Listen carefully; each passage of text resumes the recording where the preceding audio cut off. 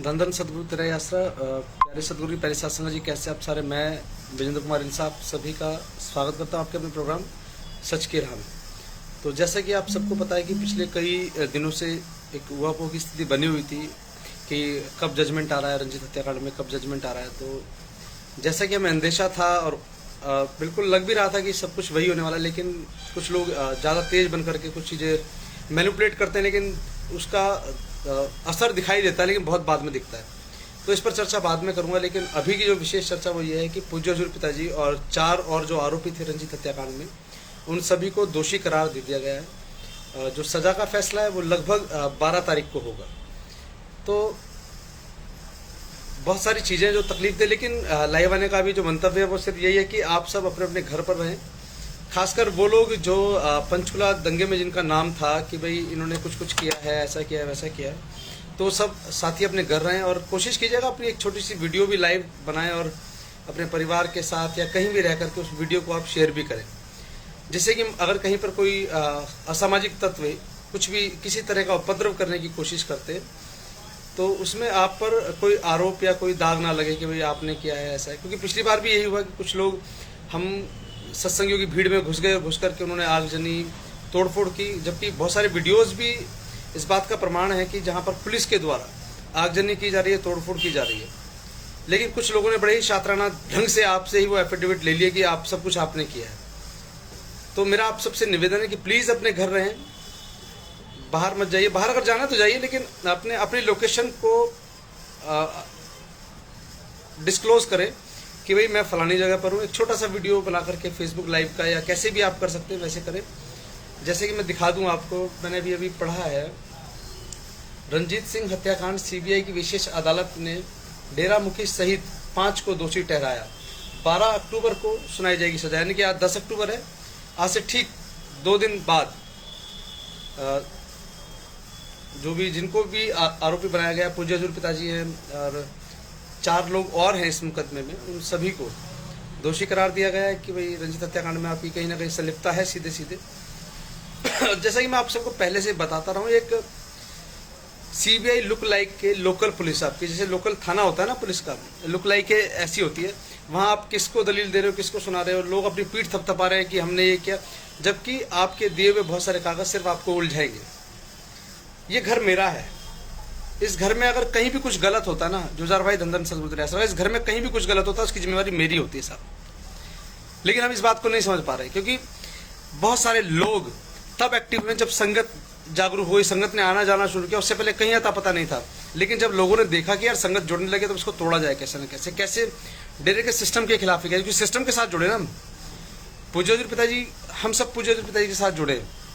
पिताजी को सजा हो गई, पिताजी सुनारिया चले गए, लेकिन फिर दोबारा से हम जुड़ना शुरू हुए। हमारी आस्था पर आघात कैसे किया जाए, लोग इस साजिश में लगे रहे और काफ़ी हद तक वो लोग कामयाब भी हैं साहब। कामयाब मैं इसलिए कहूँगा क्योंकि जब आप किसी के विचारों में प्रभावित होकर के बिना अपना विवेक इस्तेमाल किए, मुझे लोग बहुत सारे सत्संगी गालियाँ लिखते हैं, मुझे इस बात की तकलीफ नहीं है, लेकिन देखिए जब आज से 4 साल पहले जब हम प्रोग्राम करते थे इन्हीं दिनों में, सितंबर अक्टूबर में, तो बहुत सारे सिख कम्युनिटी से जो साथी हैं वो गालियाँ लिखते थे कि ये पिताजी के बारे में गलत लिखते, कुछ गलत बोलते थे। तो तकलीफ होती थी, यार ये लोग क्यों कह रहे हैं, इनको नहीं पता। लेकिन आप सब तो जानकार थे, आप सब जानकार थे, तो आप अगर गलत बोलते हैं तो तकलीफ होती है सब। लेकिन अपने आप को संयमित रखिए, भरोसा रखिए खुदा पर। और एक बात और कहूँगा मैं आपको, इस धरती पर इतिहास रहा है जब से सृष्टि बनी है तब से लेकर आज तक।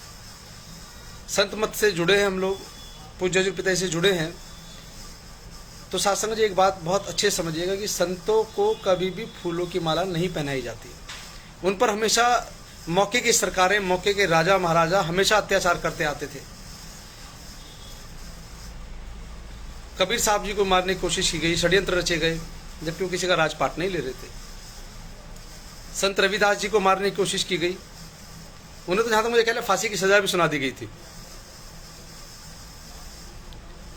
और अभी एक नाटक चल रहा है आजकल जो अभी ट्रेंडिंग में है, जो बहुत ज़्यादा तरीके से, वो है शिरडी वाले साईं बाबा।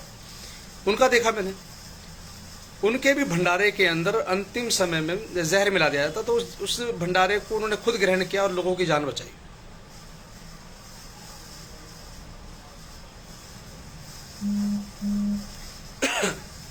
तो प्यारे सदगुरु की प्यारी साध संगत जी, संतों पर सदा सदा से अत्याचार होते थे, होते आए और साहब होते रहेंगे,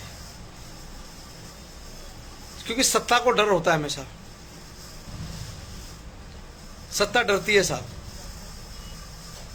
तो मेरा आप सबसे फिर से एक बार निवेदन यही है कि प्लीज आप अपने आप को संयमित रखिएगा, रजा में राजी सो मर्द गाजी, सेवा सिमरन करते रहिए, और जो पिता ने शिक्षाएं दी है हमें, जो सिखाया है, उसी रास्ते पर हमें चलना है। बाकी मुझ जैसे किसी आदमी के कहने में आकर के बहुत सारे नुकसान तो कर लिए आप लोगों ने, आगे मत कीजिए।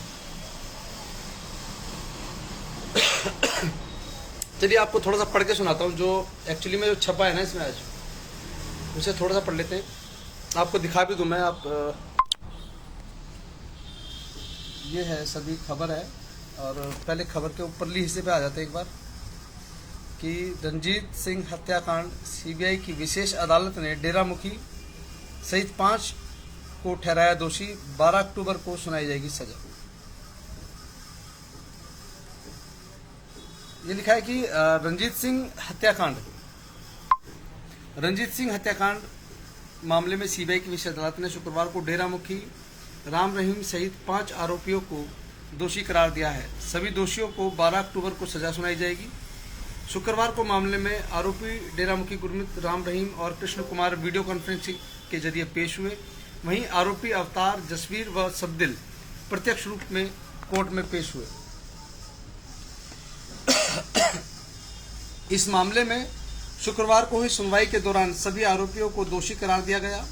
अदालत ने इस मामले में पहले फैसला 26 अगस्त को सुनाया था। अभियोजन पक्ष के वकील एचपीएस वर्मा ने बताया कि 19 साल पुराने इस मामले में बीते 12 अगस्त को बचाव पक्ष की अंतिम बहस पूरी हो गई थी। सीबीआई जज डॉक्टर सुशील कुमार गर्ग की अदालत में करीब 2.5 घंटे बहस के बाद आरोपियों को दोषी करार दिया गया।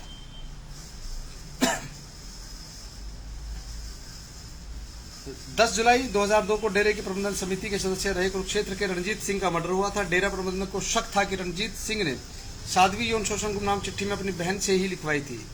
पुलिस जांच से असंतुष्ट रंजीत के पिता ने जनवरी 2003 में हाईकोर्ट में याचिका दायर कर सीबीआई की जांच की मांग की थी। मामले की जांच करते हुए आरोपियों पर केस दर्ज किया। 2007 में कोर्ट ने आरोपियों पर चार्ज फ्रेम किए।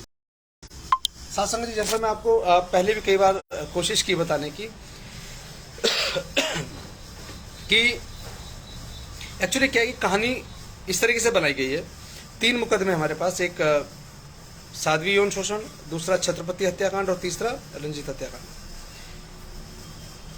ये बताया जाता है कि तरीका जो कहानी कैसे एक साथ जोड़ी गई कहानी है, कैसे कि आश्रम में गलत होता है, एक अखबार वाला छापता है, उसने छापा अखबार में, पूरा सर्च करके अखबार था, ऐसी कहानी है जो सीबीआई की कहानी कि भाई डेरे में गलत होता था, एक अखबार चलता था सिरसा से, उसने उसके बारे में छापना शुरू किया तो उसको मरवा दिया। अब दूसरी कहानी कहाँ आती है कि भाई एक जो जिन लड़कियों ने सामने आकर के बयान दिए उसमें से एक रंजीत की बहन है, तो जब उसने विरोध किया तो उसके भाई को मरवा दिया। ये एक्चुअली क्या पूरी एक स्टोरी है जो सीबीआई के द्वारा बनाई गई है। ये आप भी जानते हैं बहुत अच्छे से और मैं भी बहुत अच्छे जानता हूं कि ये कहानियां माननीय हाई कोर्ट में नहीं ठहरेंगी, क्योंकि सीबीआई तथ्यों के आधार पर नहीं है कुछ भी, सिर्फ कहानियां हैं। इनके पास कोई सबूत किसी तरह का नहीं है। सबूत आप सब इकट्ठे कर रहे हैं, सबूत किसी के पास कुछ नहीं है। वहां सिर्फ कहानियां क्या है कि भाई वो डेरे में गलत होता था, अखबार वाले ने छापा, अखबार वाला मार दिया, बहन के साथ गलत होता, भाई को मार दिया, इस तरीके से कहानियां हैं। जबकि एक चीज और मुझे याद आ गई अभी कुछ लोगों ने अभी एक छोटा सा 25 सेकंड का एक वीडियो दिखाया आप सबको कि उसमें समिंदर कौर बहन है कि डेरा मैनेजमेंट इसे मारना चाहती है, डेरा मैनेजमेंट कमेटी उसे मारना चाहती है और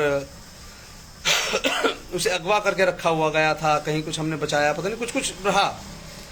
तो मैं आपकी जानकारी ये बताऊं कि जब 17 अक्टूबर 2021 को वो लाइव हुआ, वो डेरा का सच हमारा एक पेज है जिसे हम पहले चलाया करते थे, उस पेज पर वो लाइव है और 97,000 के लगभग उसके व्यूज हैं आज की तारीख में। तो उस प्रोग्राम को हमने लाइव चलाया था, किसी बंद कमरे में नहीं था, वो प्रेस क्लब ऑफ इंडिया में था।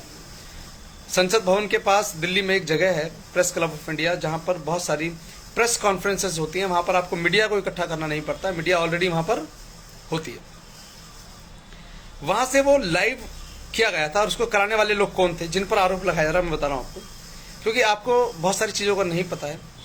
उस लाइव को कराने वाले थे प्रकाश सिंह सलवारा, जो वकील साहब है ना, गुरदास जी, उनके भाई हैं, दोनों ट्विंस हैं वो। तो आप अगर दोनों को देखो तो शायद फर्क ही नहीं कर पाओगे, दोनों एक जैसे लगते हैं। प्रकाश सिंह सलवारा जी, सत ब्रह्मचारी भाई मोना जी, हमारे नोएडा प्रेस के जो इंचार्ज हैं, क्या नाम है उनका, मैं नाम भूल गया यार, सर्कुलेशन इंचार्ज है हमारे, और किसके थ्रू लाए थे, वकील एपी सिंह के थ्रू उनको लेकर के आए थे। साथ बैठाया, लाइव कराया। एक्चुअली जजमेंट आने के तुरंत बाद, जब अगस्त में जजमेंट आया था 25 अगस्त 2017 को, तो उसके बाद ही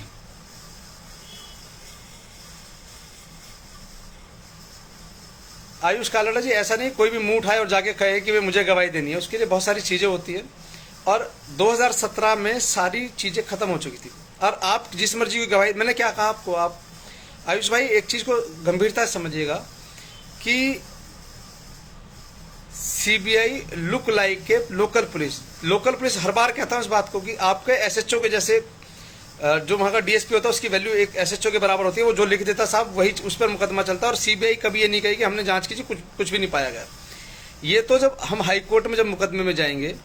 और अब आपको एक बात और बता दूं साथ संगत जी, बहुत जल्द पूज्य पिताजी की शायद बेल भी लगाई जाएगी, क्योंकि इस वाले मुकदमे का इंतजार था कि भाई इसमें एक बार सजा हो जाए, क्योंकि ये दोनों मुकदमे 2018 में फाइनल होते, लेकिन 2019 में छत्रपति हत्याकांड का रिजल्ट आया और 2021 में इसका आया।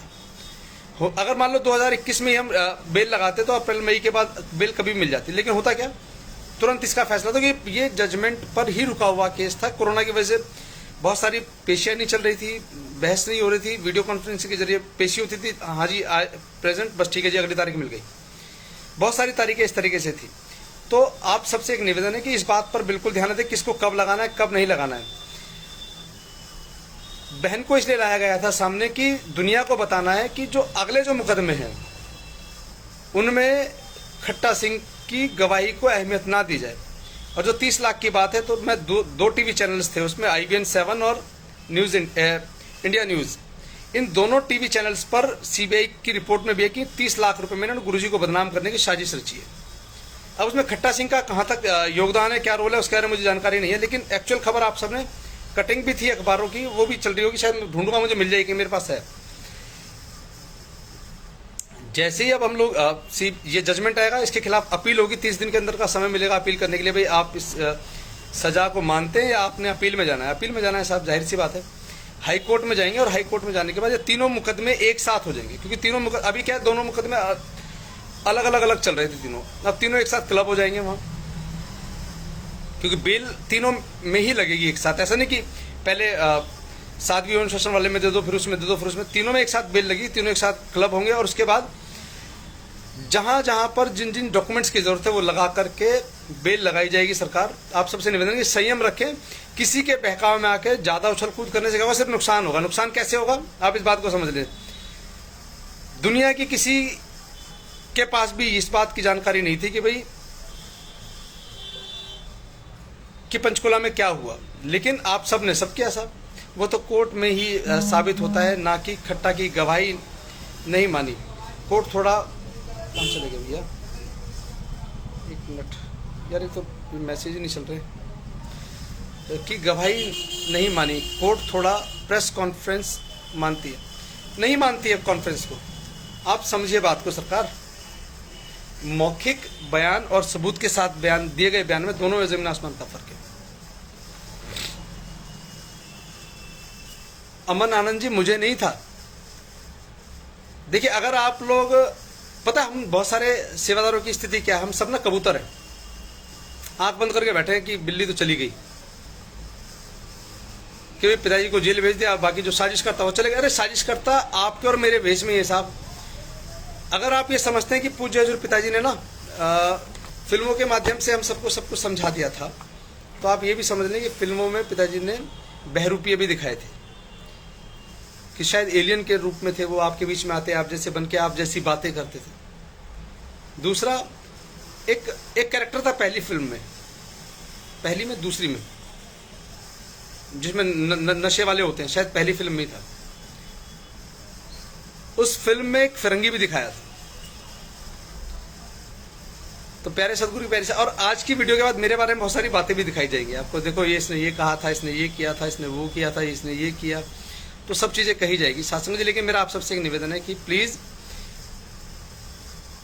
आनंद जी, आप समझिएगा कि अगर मान लो हमने बेल लगा दी होती, हमने मीन्स की डेरा सच्चा सौदा ने अगर पिताजी की बेल लगा दी होती, फिर जाना पड़ता साहब, 2 महीने बाद ही फिर जाना पड़ता। अब आपके पास एक प्लेटफॉर्म है, माननीय high court, Punjab and Haryana high court है, वहां पर 2 मुकदमे पेंडिंग है आपके, और तीसरा आपका ये आ जाएगा, तो तीनों में आपको बेल लेनी पड़ेगी। चौथे में आपको एक जानकारी और दे दूं मैं आपको कि एक मुकदमा और चल रहा है, आपने शायद सुना होगा बीच में ही कि परमानेंट बेल पिताजी को मिल गई। परमानेंट बेल का मतलब है कि मुकदमा चलता रहेगा लेकिन आपको जेल जाना नहीं पड़ेगा। वो मिली थी आपको नपुंसक हत्याकांड में, नपुंसक कांड है जो साधु नपुंसक कांड जो है, उसमें पूज्य हजूर पिताजी को परमानेंट बेल मिली हुई है। वो भी अभी 2 साल पहले, लगभग कोरोना से पहले मिली थी, 2019 के आसपास ही बेल मिलना बहुत जरूरी है। मान लीजिए आपको इन 3 मुकदमों में बेल हो भी जाए, 3 मुकदमे साध्वी यौन शोषण, छत्रपति और रंजीत, इसमें बेल मिल भी गई, और नपुंसक कांड में आपके पास बेल नहीं, तो साहब जेल से तो बाहर फिर भी नहीं आएंगे। तो अब एक में मिल चुकी है परमानेंट बेल, अब अगले 2 रह गए हैं, 3 है ये। आज इसमें भी दोषी करार हो गए हैं आप साहब। तो जब आगे की जो कार्यवाही है, किसी भी वकील से बात कर लीजिएगा, मैं वकील नहीं हूं लेकिन फिर भी आप आनंद जी, आप किसी वकील से बात कीजिएगा, वो आपको मुझसे बेहतर समझा पाएंगे कि हाँ क्या सही स्टेप था या गलत था। लेकिन हाँ, कुछ जो खुद के वकील हैं वो तो कहेंगे नहीं जी साहब बहुत गलत था, पिताजी को तो भारी होना चाहिए था, हम तो बरी करा के लाएंगे। मुकदमे में दोषी करार देने में 17 साल लग गए, 19 साल लग गए। एक में तो 2002 के मुकदमे 21 चल रहा है, 21 साल, 19 साल लग गए, तो बरी होने में साहब बहुत लंबा समय है। लेकिन फिलहाल पिताजी को बेल पर आने के जो रास्ते वो खुलेंगे। आप अपने आप को पॉजिटिव रखिएगा, बहुत सीधी सी बात है। दोषी करार दे दिए गए, कल परसों क्या सजा होगी देख लेते हैं, 2 दिन का समय। लेकिन जो भी सेवादार पंचकुला में दंगों में जिनके नाम है, वो अपनी प्रेजेंस फेसबुक के माध्यम से किसी पब्लिक प्लेस पर दिखाएं कि मैं फलानी जगह पर हूं अभी। बस मकसद ये था आप सबसे कहने का, कहीं इस फैसले की आड़ में असामाजिक तत्व कहीं कोई भूल जरूर हरकत करके आप सबको परेशानी में ना डाल दें। सिर्फ ये मंतव्य है आज की इस वीडियो का कि आप सब एकजुट रहें, अपने अपने घर पर रहें, परिवार में रहें, बच्चों के साथ रहें, और एक लाइव छोटा सा वीडियो बना करके जरूर शेयर करें। चलिए, अगर जरूरत लगी शाम तक कुछ और अपडेट्स मिलते हैं तो शाम को लाइव रहेंगे, समय 9 बजे के लगभग रहेगा। तब तक के लिए काम धंधे पे जा रहे हैं साहब, अपना देखा दुकान मैंने अभी जस्ट, भाई जी धंधन सदगुरु तेरासरा, जेपी चौरसिया जी धंधन सदगुरु तेरासरा, मनप्रीत जी धंधन सदगुरु तेराई आसरा, राजकुमार जी धंधन सदगुरु तेरासरा, रूपराम जयपाल जी, जुजार सिंह जी धंधन सदगुरु तेराई आसरा, ठाकुर मनोज सिंह जादौन जी भाई धंधन सदगुरु तेराई आसरा। देखिए, हमने बहुत सारे लोगों के बहकावे में आके बहुत सारी गलत हरकतें कर दी हैं, जिसका खामियाजा भुगतना तो पड़ेगा।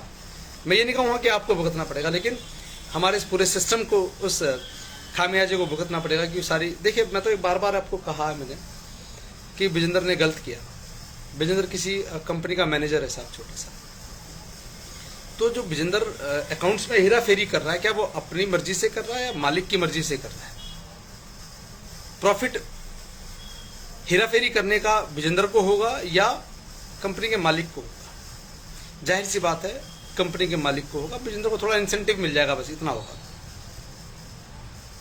लेकिन जब ईडी छापा मारेगी साहब, जब आप पर शिकंजा कसेगी, तो मैनेजर भी पकड़ा जाएगा। मैनेजर कंफर्म करेगा जी मैं तो एक अर्दली छोटा सा नौकर हूं, लेकिन मेरा जो बॉस है उसने मुझसे सब कराया है।